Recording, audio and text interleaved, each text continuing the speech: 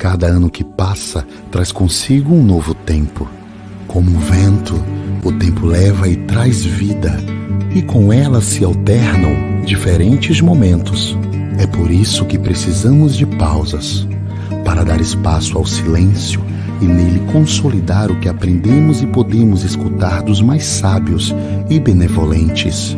O Espiritismo é caminho da palavra, do silêncio, do sentimento e da imagem. É ação.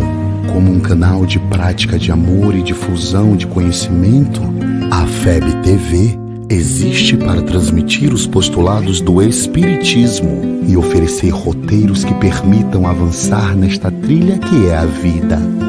Agradecemos muito a vocês por fazerem parte da corrente. Graças às doações, podemos realizar nossa missão de estar perto e propagar a doutrina espírita.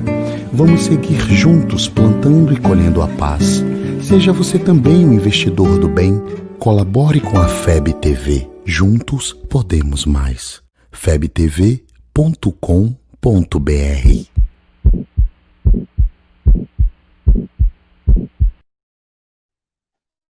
Olá, é um prazer estar com você, rogando as bênçãos de Jesus para este momento, para o nosso encontro de estudo da mediunidade sob a ótica da doutrina espírita.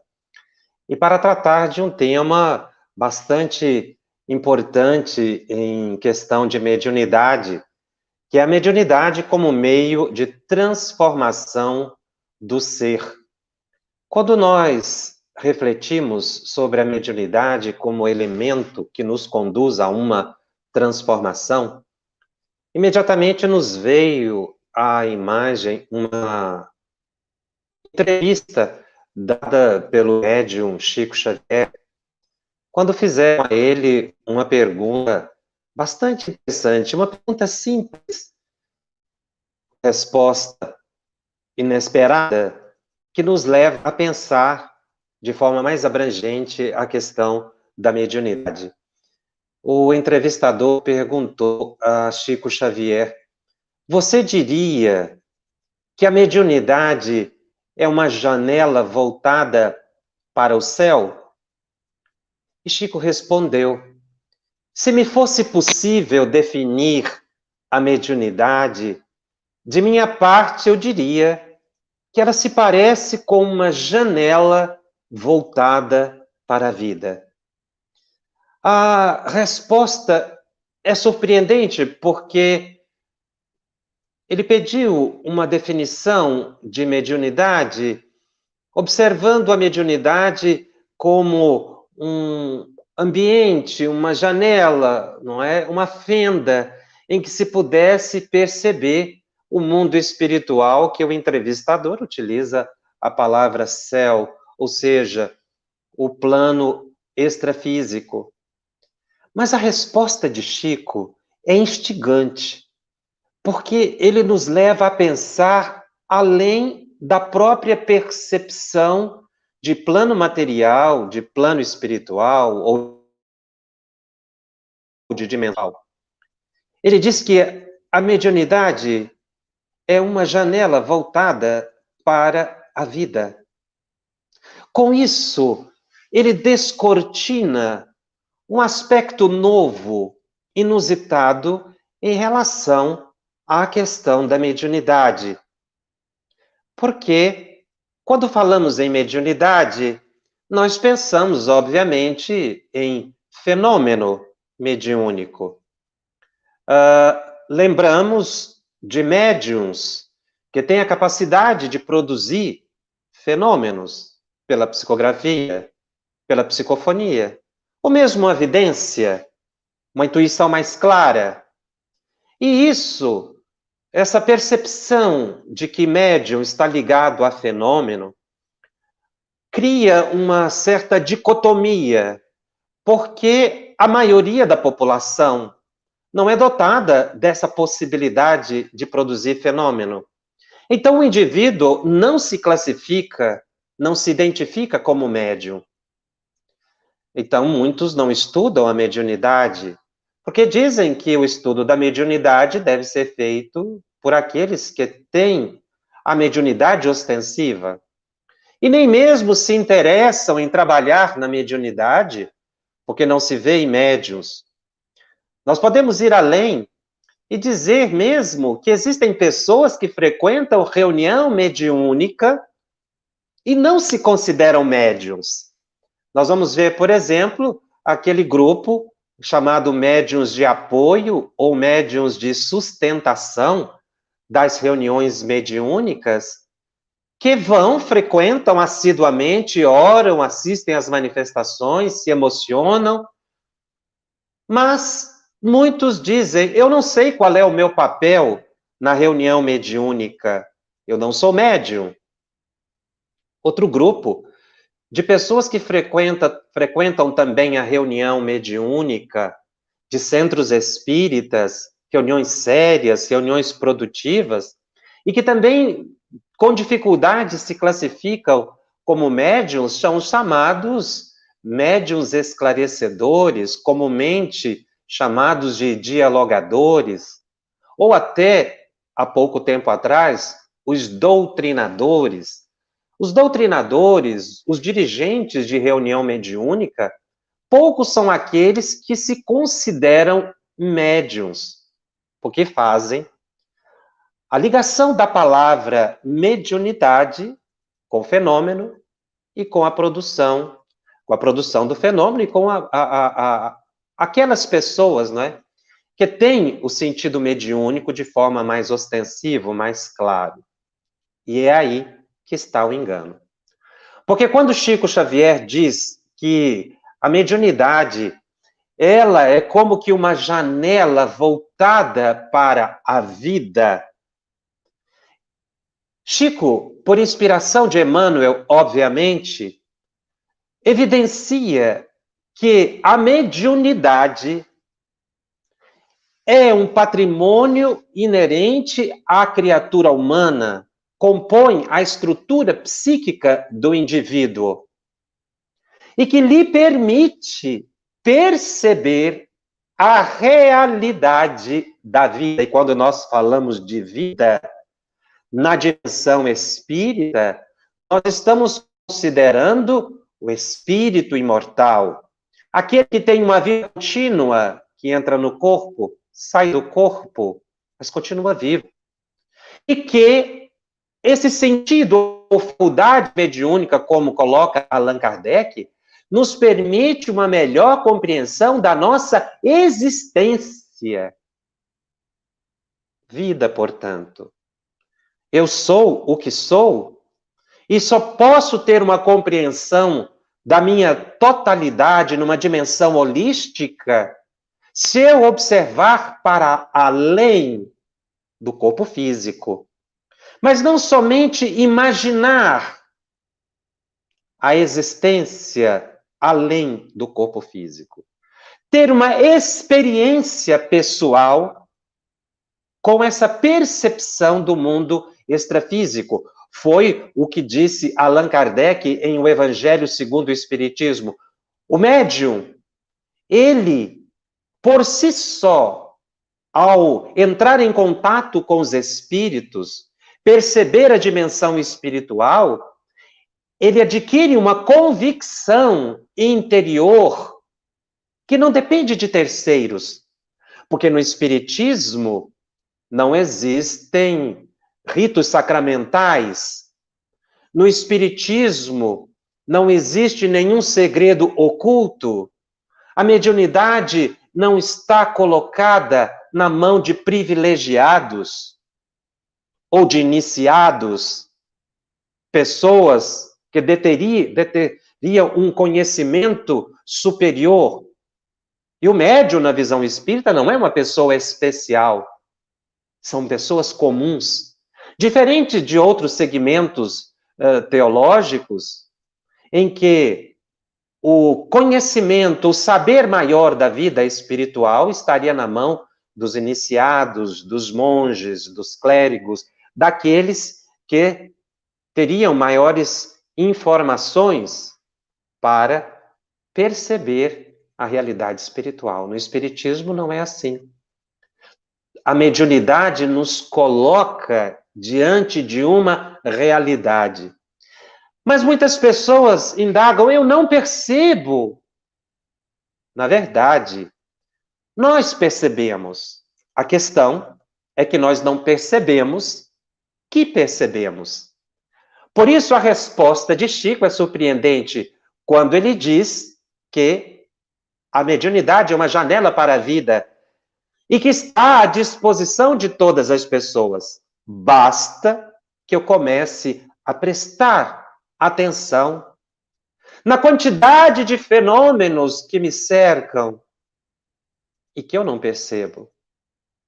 Aquilo que eu atribuo como puramente resultado da minha psique e que, na verdade, é uma interferência de outras mentes.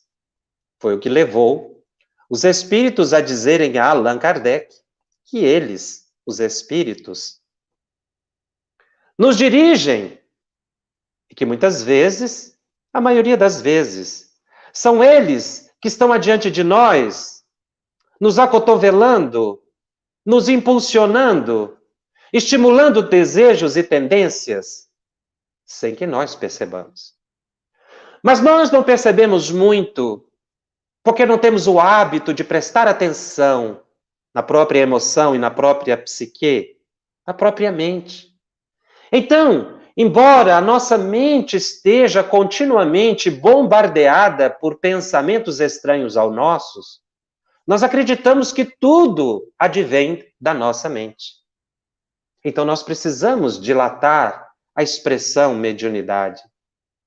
Mencionamos os chamados médiuns de apoio ou médiuns de sustentação, para dizer que todas as pessoas que estão no grupo mediúnico são médiuns.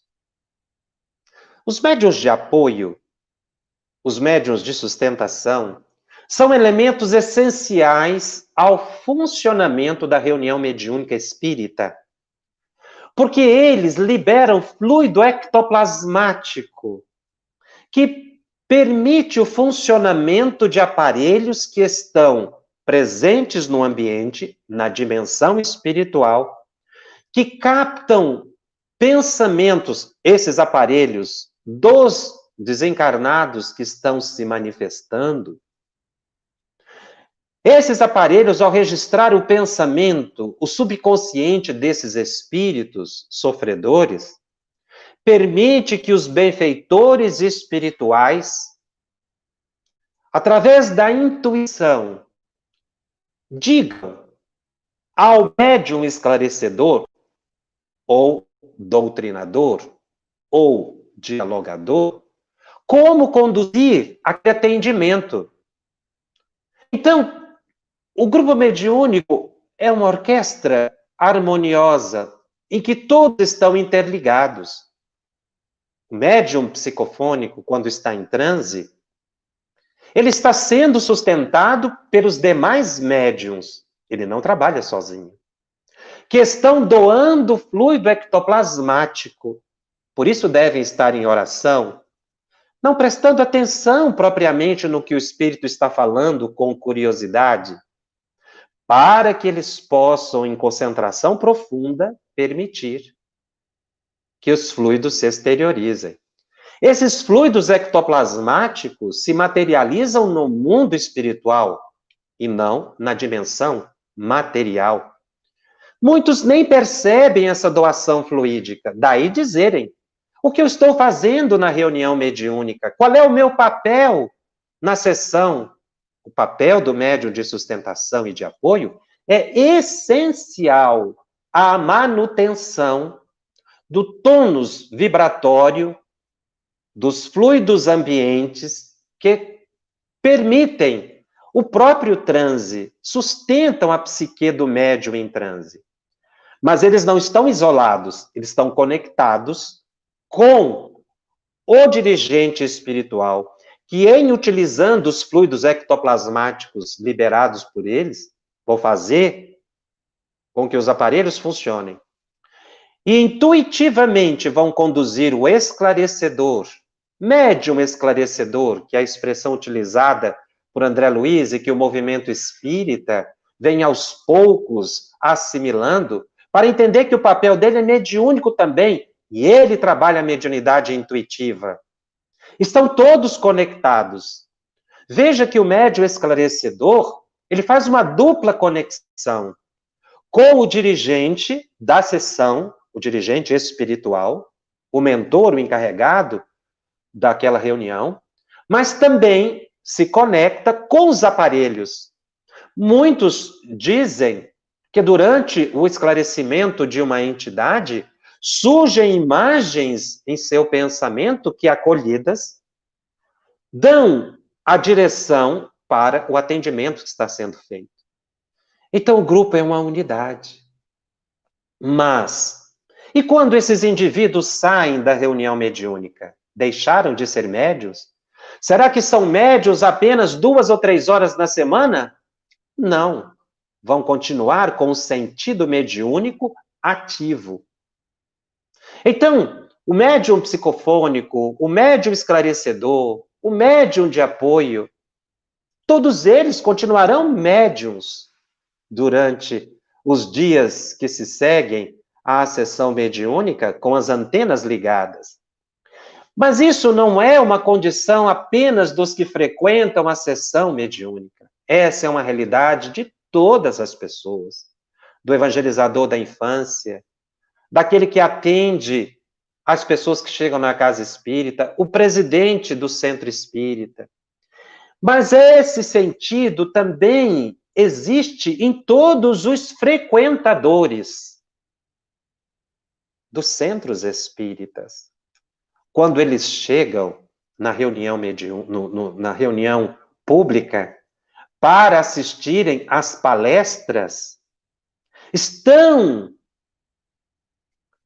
conectados com outras mentes, muitos em sofrimento, em perturbação, e vão para assistir à reunião pública, não percebendo que estão sendo médiuns de espíritos inferiores. Ao ouvirem a palestra pública e enriquecerem o pensamento de ideias novas, tanto os encarnados quanto os desencarnados assistem àquela preleção e vão adquirir novas aspirações na vida. É assim que a mediunidade existe no cotidiano. E que nós precisamos todos estudar mediunidade. Como diz Allan Kardec na introdução de O Livro dos Médiuns. Ele faz uma observação excepcional, ele diz que a explicação dos fatos que o Espiritismo admite, de suas causas e de suas consequências morais, forma toda uma ciência e toda uma filosofia, que reclamam estudo sério, perseverante e aprofundado. Veja que ele coloca essa observação na introdução de O Livro dos Médiuns. Ele pontua em diversos momentos, nos seus discursos, na Revista Espírita, que nós precisamos estudar a mediunidade, mas observarmos as consequências morais desse estudo de mediunidade. Não basta o fenômeno pelo fenômeno. Não basta frequentarmos uma reunião mediúnica para observarmos os espíritos se manifestando. Eu preciso ter consequências morais. O Espiritismo é uma ciência nova. Quem criou o Espiritismo foram os espíritos. Quem revelou a mediunidade foram os espíritos. O Espiritismo não é uma ciência que evoluiu do pensamento filosófico humano. A origem do Espiritismo é o plano espiritual. Por isso, ciência nova, doutrina pura. Pura nesse sentido, porque ele não se constitui numa mescla de conhecimentos geridos ou fermentados pelos pensadores humanos intelectuais anteriores a Allan Kardec. É uma ciência nova, é uma doutrina pura, porque ela surge de uma fonte que é imaterial. Por isso, nós precisamos observar que na condição de ciência, ela tem consequências filosóficas, consequências morais. E aí uma observação importante. Todas as vezes que Allan Kardec utiliza a palavra moral, ele não se referia à moral da sociedade europeia do século XIX, ou à evolução da moral humana. A palavra moral, no conceito de Allan Kardec, se refere a uma condição psíquica que nos dá capacidade de enxergar a realidade da vida sob uma ótica transcendente, cujo referencial é Jesus Cristo. Então, no Espiritismo, a palavra moral tem um conceito transcendente. A moral se liga à espiritualização do ser, à espiritualidade interior, a uma busca incessante de uma transformação interior, de uma evolução de todos os nossos sentidos, inclusive mediúnico. A mediunidade no ser humano vem evoluindo. Raras as pessoas são aquelas que não dizem que não tiveram um sonho premonitório, uma intuição. Quantas mães, nem mesmo espíritas são, e dizem: eu tive uma intuição em relação ao meu filho, eu tive um sonho premonitório, aconteceu um fenômeno inexplicável. Raras são as pessoas que nunca tiveram nenhum contato com o fenômeno mediúnico. Muitas vezes poderão dizer que não, mas a mais certeza é que tiveram, mas não prestaram atenção. Porque a mediunidade é um recurso psíquico, como ver, ouvir e falar. Por isso, estudar mediunidade é estudar a vida. Daí a importância de todas as pessoas conhecerem mediunidade. Nós precisamos tirar o estudo da mediunidade do grupo de médiuns, para colocá-lo ao alcance de todas as pessoas.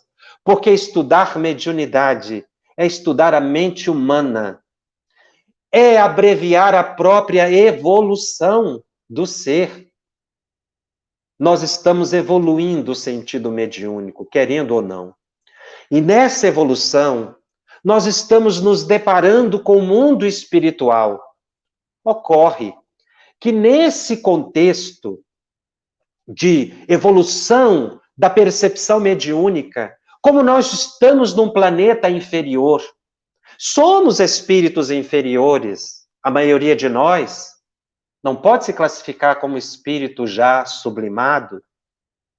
Então, quando o nosso sentido evolui pela própria evolução da humanidade, nós vamos encontrar o mundo espiritual. Mas qual mundo espiritual nós encontraremos?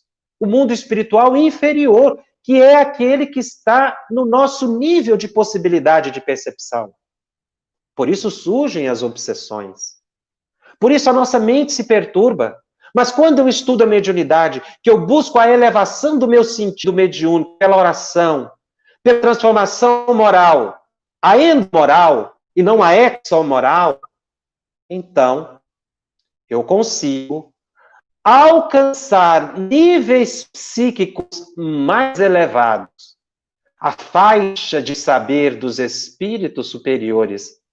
Porque se eu não fizer esse esforço de sublimação dos meus sentidos, eu continuarei fazendo contato, sim, mas com espíritos inferiores, porque é impossível neutralizar a faculdade mediúnica. Assim como é impossível eu fechar os olhos e dizer eu não enxergo. O meu sentido visual continuará ativo. Eu faço com os meus olhos o que eu quero. Eu posso olhar uma paisagem bela, mas posso olhar a paisagem de forma trágica. Ou os meus olhos me auxiliarem para fazer a caridade. Ou os meus olhos serem os instrumentos para que eu cometa um crime. O problema não são os olhos, o problema é o indivíduo. O problema não é a mediunidade. O problema é o ser. Por isso, a mediunidade precisa ser um elemento de construção interior para eu perceber a verdadeira vida. Porque se eu não fizer esse esforço de transcendência, eu continuarei inevitavelmente nas faixas psíquicas subconscienciais dos espíritos inferiores com os quais eu lidarei cotidianamente e que me trarão cada vez mais perturbação. Então, nós vamos entender com os benfeitores espirituais que o desenvolvimento da mediunidade, no fundo, é o burilamento da criatura em si, porque se constitui no seu aperfeiçoamento. E aí entra uma discussão muito interessante. A mediunidade desenvolve ou a mediunidade se educa? Na verdade, as duas coisas acontecem. As pessoas que são dotadas da possibilidade do fenômeno mediúnico, um médium psicofônico, um psicógrafo, ele poderá, pela prática, ao longo dos anos, desenvolver a habilidade no transe, na psicografia, até mesmo na intuição, porque o exercício constante favorece o desenvolvimento. Mas nós somos chamados a ir além do desenvolvimento, a educar o ser. E aí a palavra desenvolvimento, na visão, por exemplo, de Emmanuel, de André Luiz, de Manuel Filomeno de Miranda, toma um conceito além do dicionário. Porque a palavra desenvolvimento vai incluir tanto a prática de sessão mediúnica, como também a educação do ser. Então, desenvolvimento inclui dois aspectos fundamentais: o exercício da faculdade, mas também o esforço de burilamento interior, de transformação pelo conhecimento, pelo esforço das virtudes. Eu posso ter esses dois elementos unidos ou separados. Existem aqueles que se dedicam apenas ao desenvolvimento da mediunidade. Médiuns que muitas vezes nem espíritas são. Alguns que querem ganhar dinheiro com a mediunidade, fugindo da ética espírita. Muitos se dizem, inclusive, que não acreditam nos conceitos espíritas e até contrapõem, mas consideram-se médiuns. Então, há aqueles outros que buscam a educação. E, curiosamente, existem aqueles que acreditam no estudo da mediunidade, mas fogem da prática mediúnica. Não querem trabalhar em mediunidade. Chegam até o ponto de perguntar: eu sou médium, eu reconheço que tenho capacidade para o transe mediúnico das mais variadas possibilidades, mas eu sou obrigado a desenvolver, eu prefiro ficar estudando. São duas dicotomias, são dois extremos. As duas coisas precisam caminhar juntas, conquanto não necessariamente, como eu mencionei. Porque o indivíduo, se ele só desenvolver para o lado do fenômeno, ele perderá a grande oportunidade de utilizar a mediunidade a favor do seu crescimento espiritual. E aquele que não quer trabalhar mediunidade também perde a grande oportunidade de servir ao próximo. Mas ele pode, sim, não trabalhar na mediunidade. Inclusive, essa é uma questão que levaram a Chico Xavier, perguntaram diretamente a um dos maiores psiquistas que toda a humanidade já conheceu: o que acontece, foi a pergunta feita a Chico, para uma pessoa que se recusa a desenvolver sua mediunidade, já que esta mediunidade pode ajudar muitas pessoas, haverá algum castigo, alguma cobrança? E Chico responde, por inspiração de Emmanuel, da seguinte forma: energias que não doamos, podem ser fator de desequilíbrio em nossas vidas. Nossa consciência, em geral, nos cobra uma atitude perante as tarefas que nos cabem. Praticando o bem, em qualquer parte, estaremos colocando nossa mediunidade a serviço de todos. André Luiz afirma: todo bem que não se faz é o mal que se pratica. A resposta de Chico tem dois aspectos. Ele diz que energias que não doamos podem ser fator de desequilíbrio em nossas vidas e nossa consciência nos cobrará nas tarefas que deixamos de realizar. Porque muitas pessoas dizem: tire a mediunidade de mim. É impossível tirar a mediunidade de uma pessoa, fechar a mediunidade, porque seria como que querer fechar os ouvidos, tampando as mãos. Você não tirou a capacidade auditiva. Então, a segunda parte da resposta de Chico: praticando o bem em qualquer parte, estaremos colocando nossa mediunidade a serviço de todos. Em outras palavras, nós, todos os médiuns, detêm uma energia que precisa ser canalizada.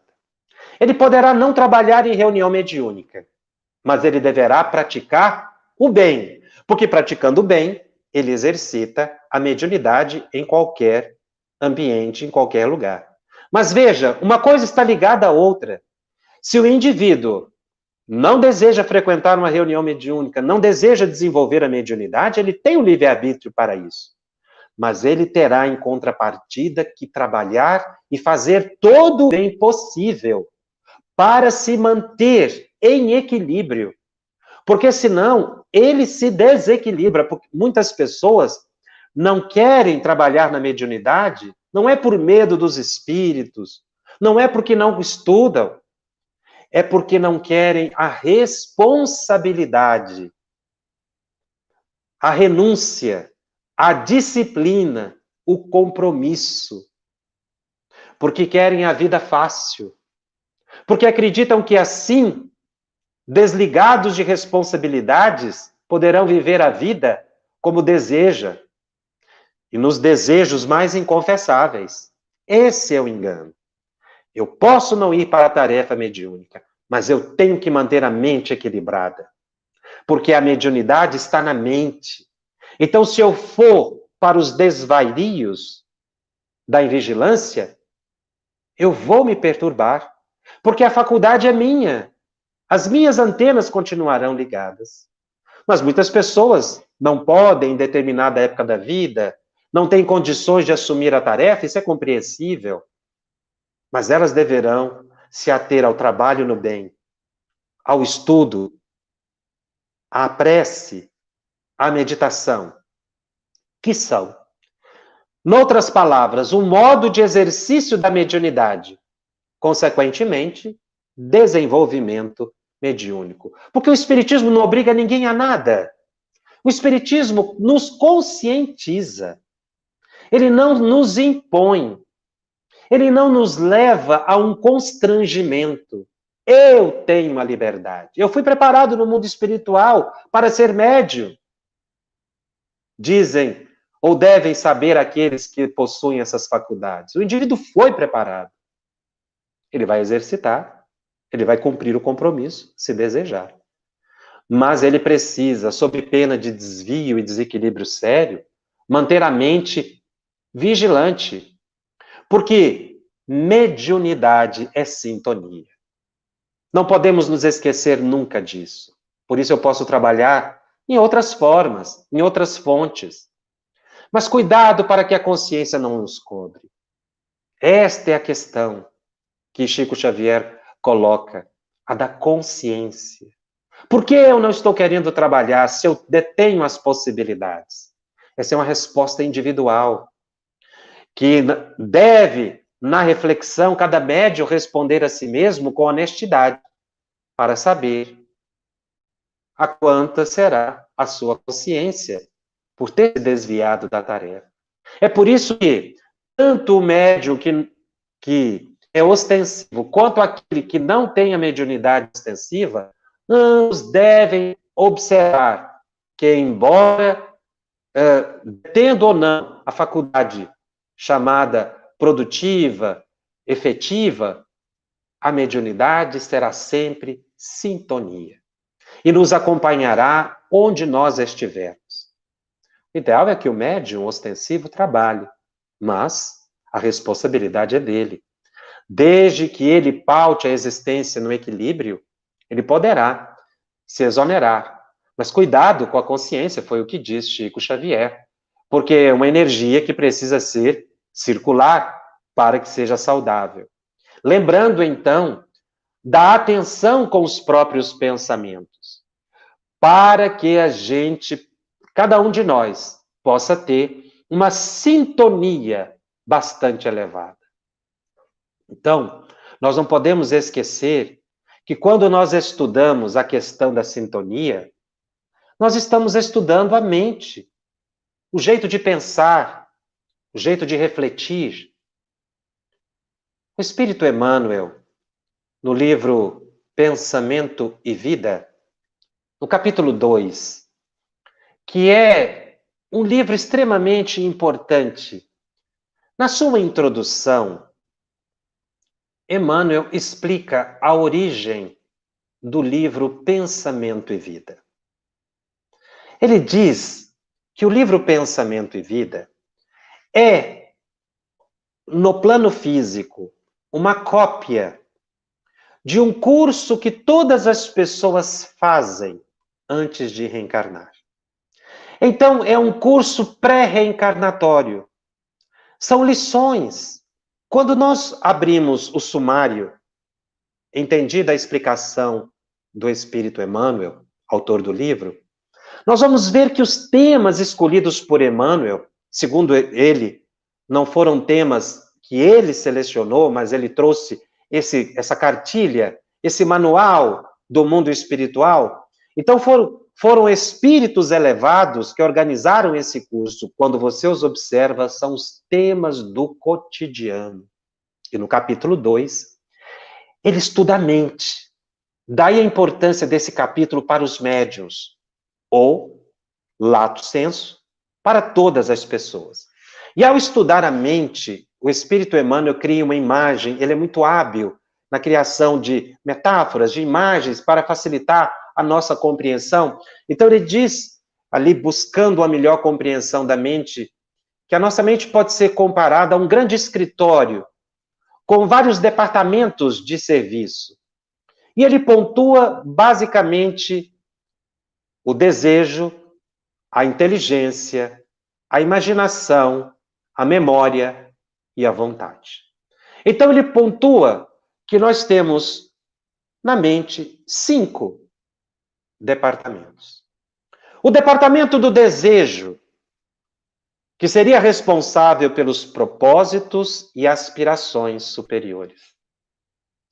O departamento da inteligência, responsável pela evolução e cultura. O da imaginação, o ideal, a sensibilidade. O departamento da memória, que arquivam todas as nossas experiências. Mas governando todos esses departamentos, o 5º, seria o gabinete da vontade, que determinaria o impulso e o controle de cada um desses departamentos. Todos os departamentos funcionam interligados. Tem links, se influenciam mutuamente, um depende do outro. Então, o departamento do desejo, que é ligado aos propósitos e aspirações, necessita de um direcionamento sublimado para que os nossos desejos sejam a favor de nós, os desejos de Deus e não os nossos desejos, que se transmudam em tentações. No budismo, tem-se que o desejo das satisfações físicas impede a própria espiritualidade do indivíduo. Então, se nós focarmos os desejos nas chamadas tentações do mundo, nos assédios, porque deixamos que o desejo tome conta, a nossa vontade não disciplina o desejo, não o impulsiona para planos superiores, nossa mente se perturba, porque o desejo é insaciável. A gente deseja algo, e depois deseja mais, e mais. Se estamos no plano econômico, o indivíduo se apaixona pelo dinheiro. Existem pessoas que não gostam propriamente de comprar coisas, mas do dinheiro em si. Essa é uma observação muito interessante. De pessoas que gostam de saber que têm muito dinheiro, não gastam, mas que ficam retendo aqueles valores, não compram coisas. Já outros gostam de comprar coisas e até se perdem porque não têm o dinheiro correspondente. É o descontrole do desejo. A própria inteligência. Se a nossa vontade não determinar que a inteligência seja usada para a evolução e a cultura, ela se degenera em vaidade. E da vaidade para o orgulho. E a nossa inteligência pode ser usada para o mal. Porque a inteligência mal conduzida leva à degradação humana.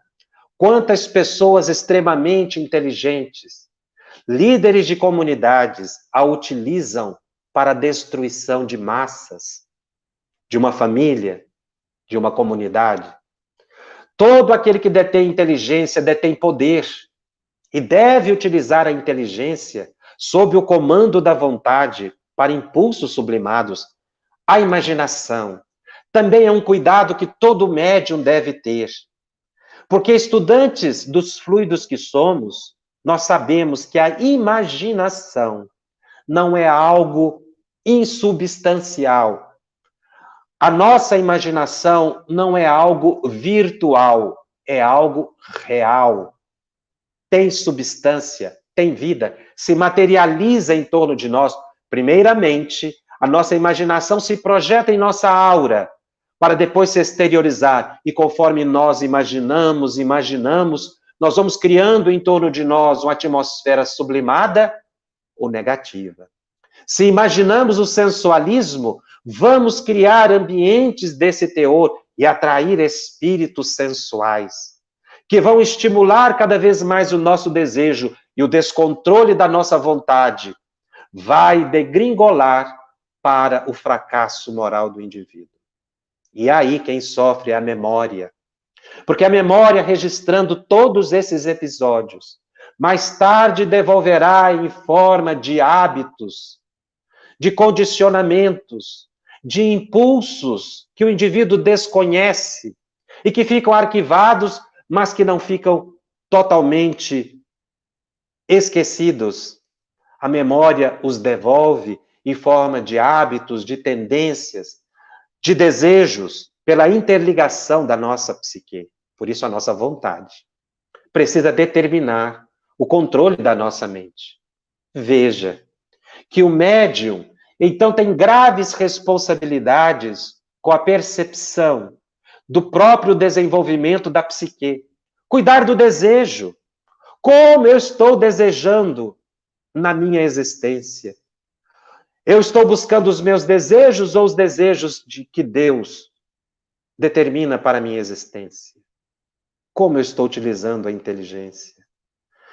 Eu estou aproveitando o tempo para estudar, para pensar o bem, para idealizar algo positivo? Ou estou batido na preguiça, na desatenção e a minha imaginação? O que eu estou imaginando? O que eu imagino atrai espíritos de mesmo teor, porque nós criamos um campo magnético. As nossas imaginações têm a vitalidade do nosso fluido vital. E quanto mais a gente pensa, maior vitalidade nós ligamos àquele pensamento. Se for um pensamento sublime, nós somos capazes de irradiar até mesmo a cura à distância.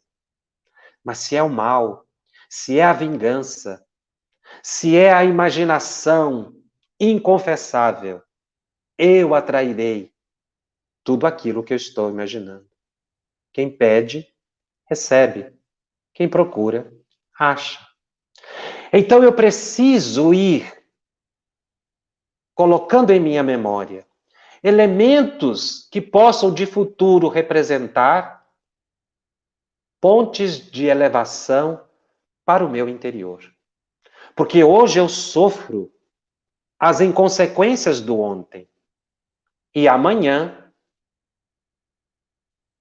nós sofreremos o reflexo de hoje.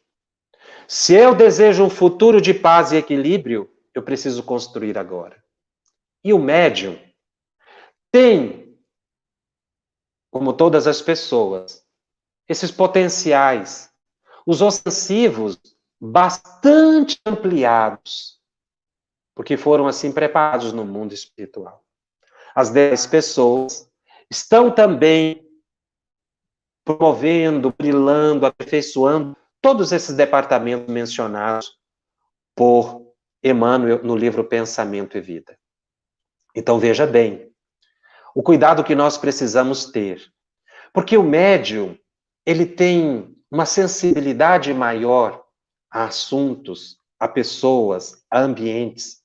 Por isso ele deve ter o cuidado, um cuidado redobrado com o que deseja, com o que pensa, com a imaginação, com a memória, para que ele não sofra os impactos vibratórios dessa hipersensibilidade que possui. O indivíduo deve usar a mediunidade em seu benefício e em benefício da comunidade na qual ele está envolvido, em benefício das pessoas com as quais convive dentro de casa, porque dotado de uma percepção além, ele poderá ajudar as outras pessoas.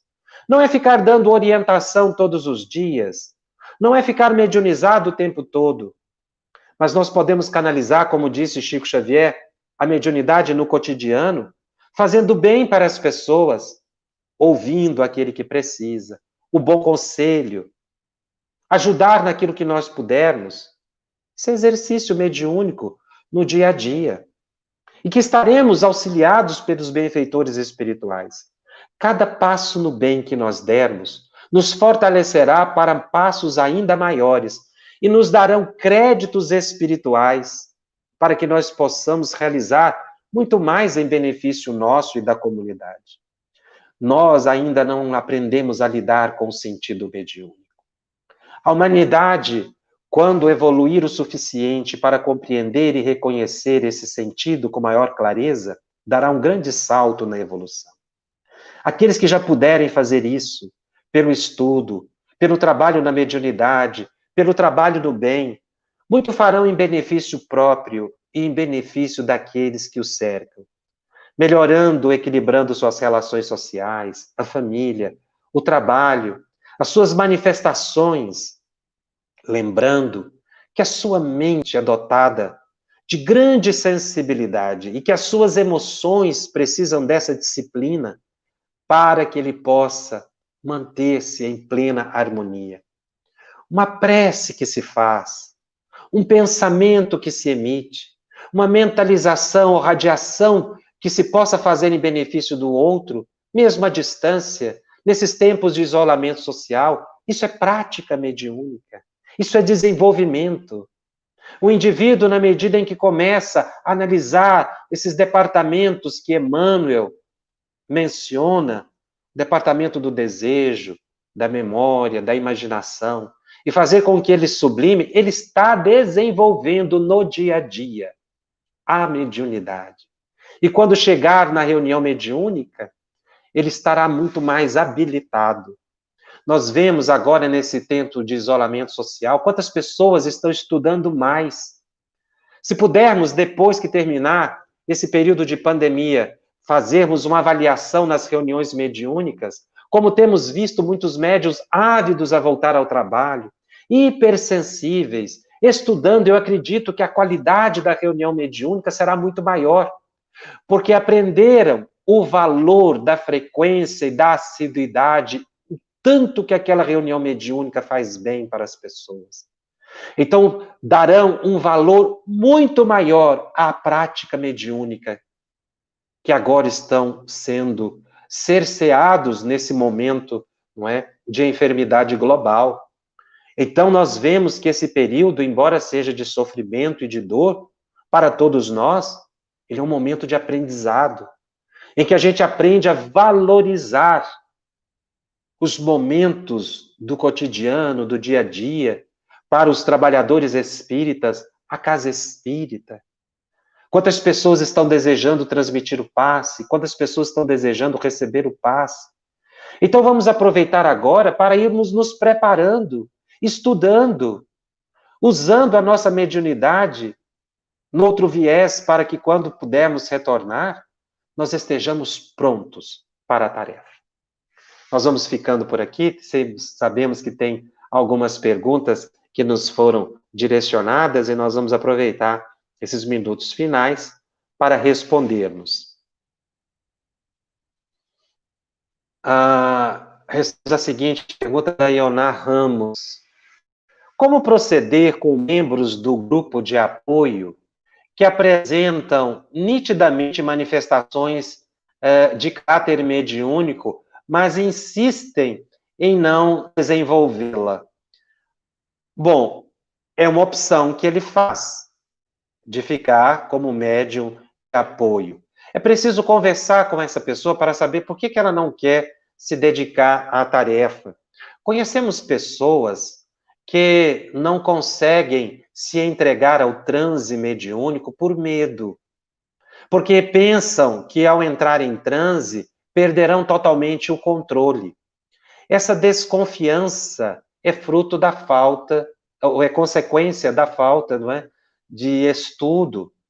Então o indivíduo precisa estudar um pouco mais, para que ele possa entender o mecanismo do transe mediúnico e fazer a opção segundo as próprias tendências. Porque o desenvolvimento mediúnico se faz com aqueles que têm a faculdade.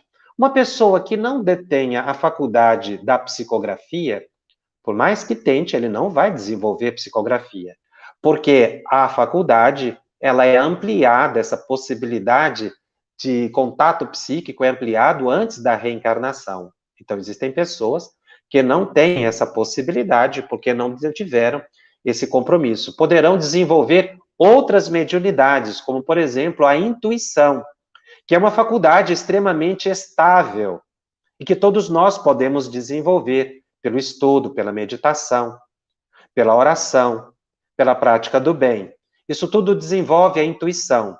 A intuição está ao alcance de todos. Então, vejo muitas pessoas frustradas dizendo assim: eu gostaria tanto de psicografar ou entrar em transe psicofônico, mas se esquecem que podem desenvolver a faculdade intuitiva. Essas outras, por mais que tente, eles não conseguirão. E Kardec nos orienta que nós devamos deixar a espontaneidade, não forçar nenhum desenvolvimento mediúnico, mas deixar espontâneo, porque com a espontaneidade nós revelaremos as nossas devidas tendências.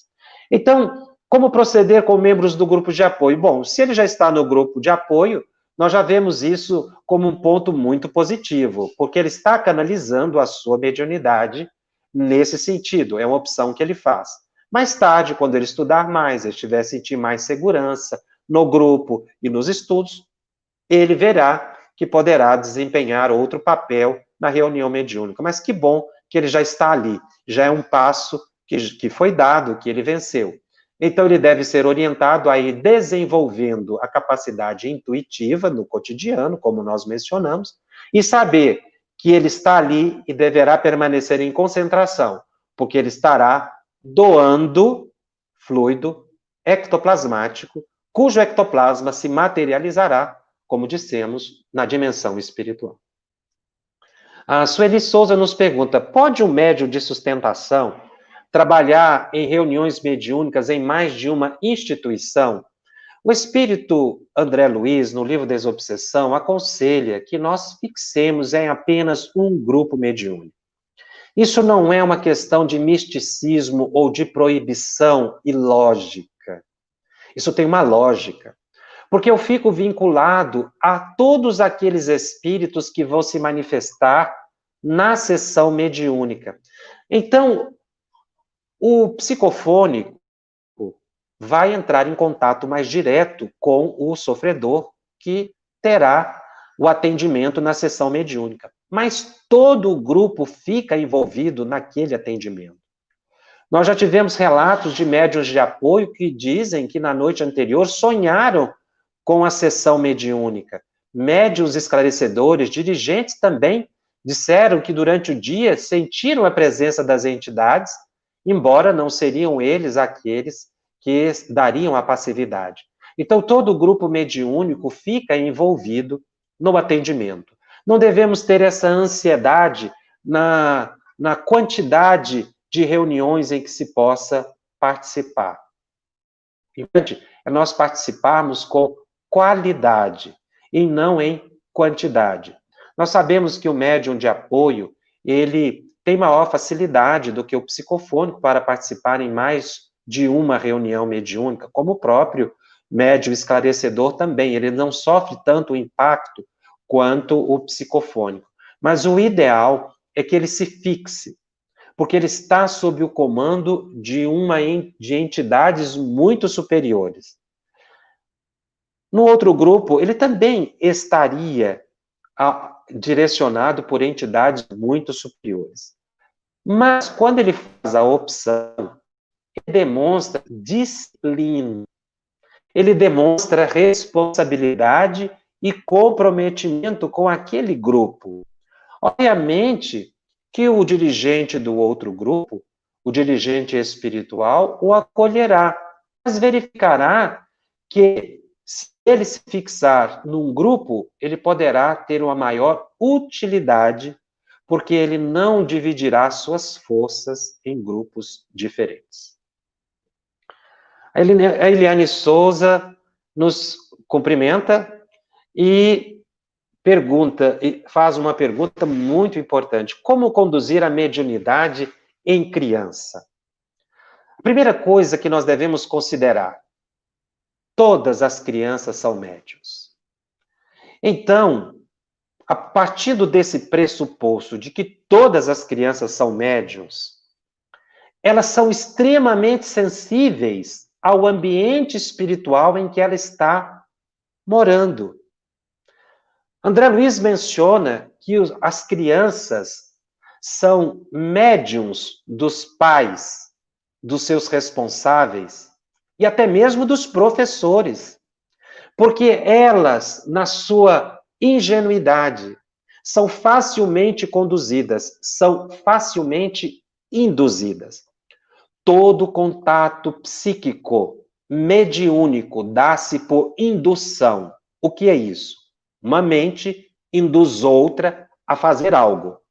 Então, o médium, numa reunião mediúnica, um espírito quando se aproxima, seja um benfeitor ou um espírito necessitado de socorro, de atendimento, ele emite um pensamento, ele induz o médium, o envolve fluidicamente, e o médium verbaliza.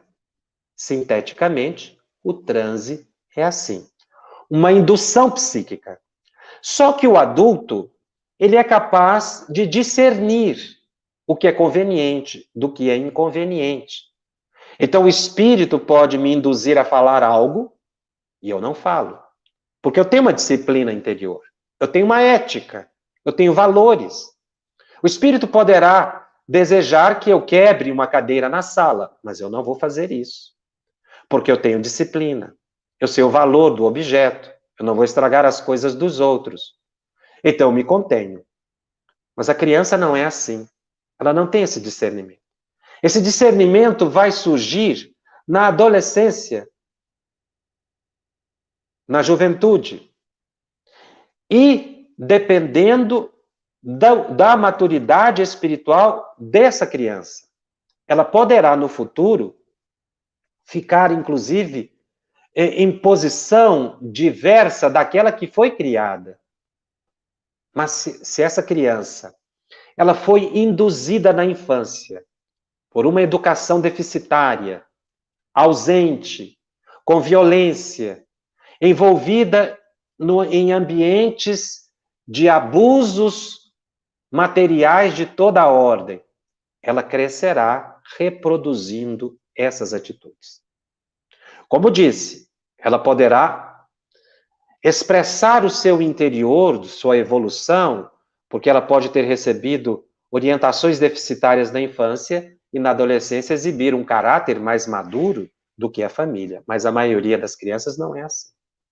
Então, como a criança não tem discernimento, os pais as induzem com muita facilidade, porque elas acreditam, elas confiam. Então, a mediunidade na infância sofre essa grande influência indutora dos encarnados que com ela convivem. E a deixam vulnerável aos desencarnados atraídos pelos adultos. Então, nós vamos ver uma criança que é médium e poderá estar plenamente equilibrada se o lar que ela convive é equilibrado.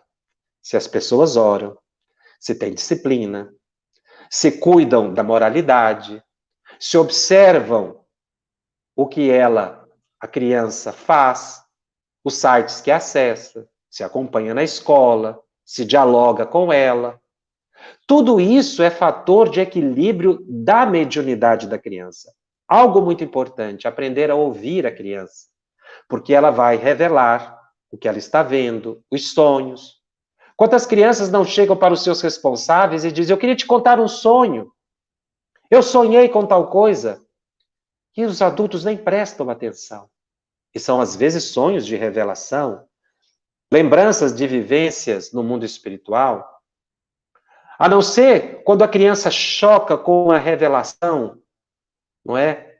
Extraordinária, e os pais são sensíveis é que eles percebem, ou então quando exibem uma obsessão.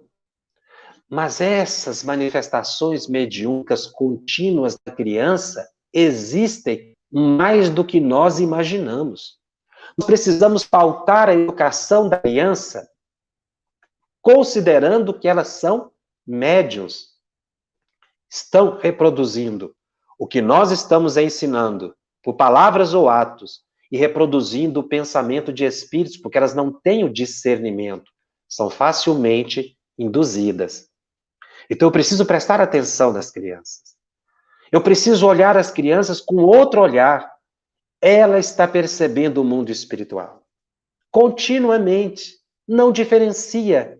Até os 7 anos de idade, menciona Emmanuel, ela está mais do lado de lá do que de cá. Recordando daquele curso que eu mencionei do livro Pensamento e Vida. Lembrando do planejamento. Se eu observar, eu vou identificar a mediunidade na criança. Mesmo que ela não seja um médium com determinados aspectos ostensivos mais evidentes. O problema é que a gente não presta atenção, não conversa. Então, se eu pautar, colocar como prerrogativa, esta criança é médium, e eu cuidar, equilibrado, favorável ao seu desenvolvimento saudável, dialogando com ela, lendo com ela livros que possam ajudá-la a entender desde cedo a realidade espiritual, porque elas conseguem entender sim. Eu preciso explicar para ela a questão do pensamento, da disciplina desde cedo, não como algo impositivo, mas como belo, porque nós também fazemos. Eu estou desenvolvendo o caráter e desenvolvendo a mediunidade da criança desde cedo. Levar a criança para a evangelização infantil, depois seguir na juventude. Os evangelizadores da infância são grandes desenvolvedores de mediunidade sem o saber, porque estão levando o evangelho à mente infantil. E se os pais em casa dão um reforço positivo, essa mente se abre para a vida, para o imaterial, e a criança desenvolve a mediunidade equilibrada. Então a mediunidade da infância não é algo espetacular, é algo comum. Espetacular é quando ela fica obsidiada. Quando ela diz, estou vendo o espírito. Mas essas distorções muitas vezes decorrem da falta de equilíbrio no lar. Porque a mediunidade poderá se desenvolver tranquilamente. Ela poderá dizer que vê um espírito, isso não ser algo extraordinário se os pais conversam com ela, se ela tem calma. Mas se ela já começa a dizer que está vendo bichos, que ela está com muito medo, está vendo aranha, está vendo cães ameaçadores, essa criança poderá estar já em fase de perturbação. Então, nós precisamos levar em conta que muitas das manifestações da criança são enfermiças, são enfermidades que elas trazem.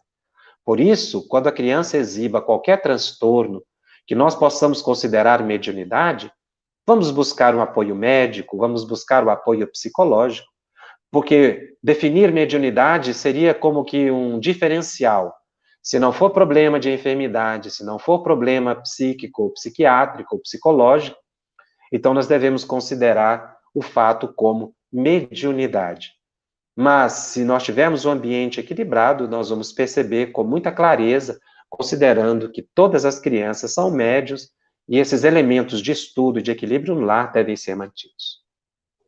Finalmente, nos pergunta, haveria a possibilidade de você, nesse período que as casas espíritas estão sem estudo, ministrar por live o livro dos médiuns, o mecanismo da mediunidade? Ajudaria muito.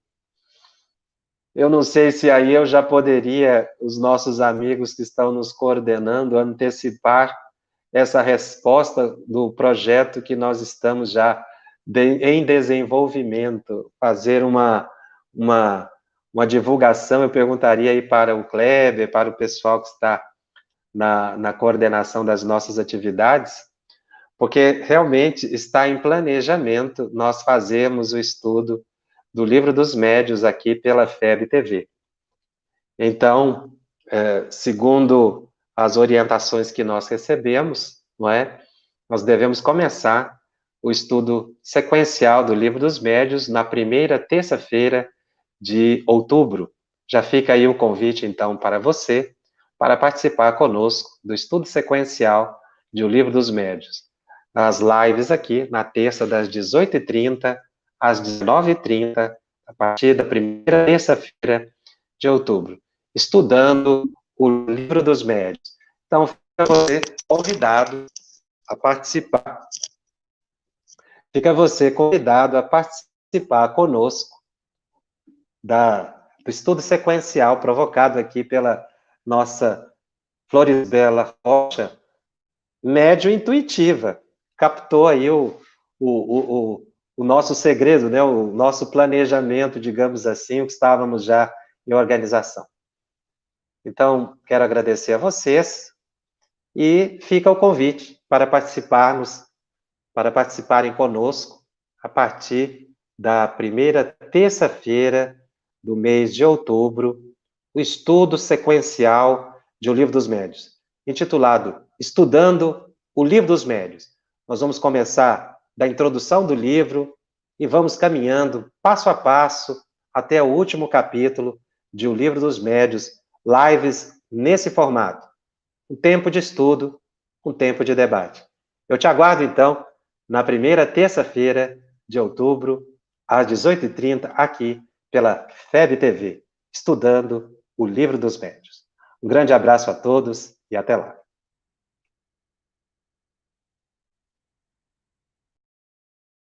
Cada ano que passa traz consigo um novo tempo. Como um vento, o tempo leva e traz vida, e com ela se alternam diferentes momentos. É por isso que precisamos de pausas, para dar espaço ao silêncio e nele consolidar o que aprendemos e podemos escutar dos mais sábios e benevolentes. O Espiritismo é caminho da palavra, do silêncio, do sentimento e da imagem. É ação. Como um canal de prática de amor e difusão de conhecimento, a FEB TV existe para transmitir os postulados do Espiritismo e oferecer roteiros que permitam avançar nesta trilha que é a vida. Agradecemos muito a vocês por fazerem parte da corrente. Graças às doações, podemos realizar nossa missão de estar perto e propagar a doutrina espírita. Vamos seguir juntos plantando e colhendo a paz. Seja você também um investidor do bem. Colabore com a FEB TV. Juntos podemos mais. febtv.com.br